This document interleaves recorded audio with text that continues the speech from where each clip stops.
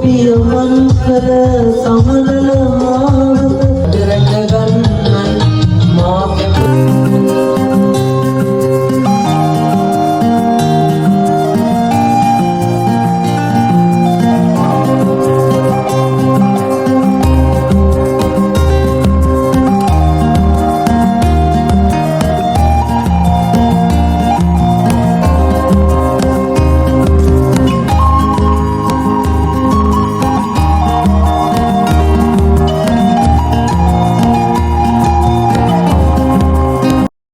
සිනහව කඳුලත් පාඩම් එකට ගෙන අමතක වෙන්න බැරි අවුරුද්දක්.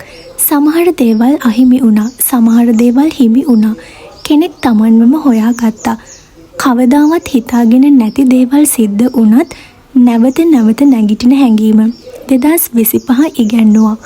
දෙයක් අහිමි වුණාට වැටුණට ශක්තිමත් වෙන්න වගේම නැවත නැගිටින්න 2025 ඉගැන්නුවා. ඔබ අපට ජය දුන්නා. පාඩම් දුන්නා. හිතට ශක්තිය දුන්නා. ඔබට ස්තුතියි.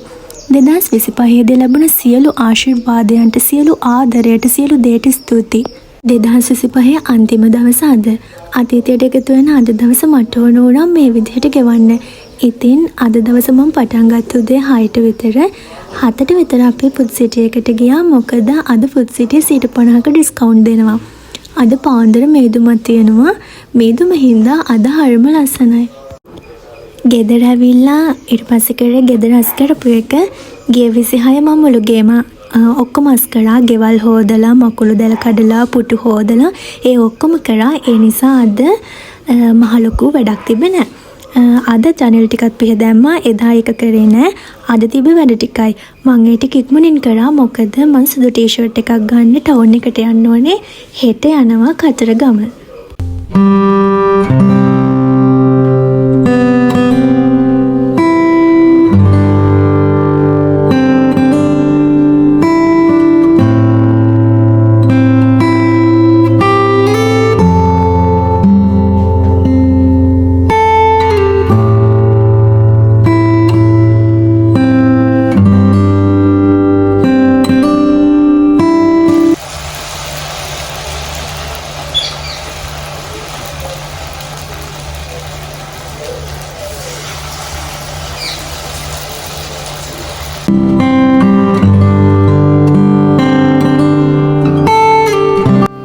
හෙට ඒ කියන්නේ 2026 පළවෙනිදා අපි කතරගම යනවා. ට්‍රිප් එක යන්නේ අපේ ගෙදරින් මං විතරයි.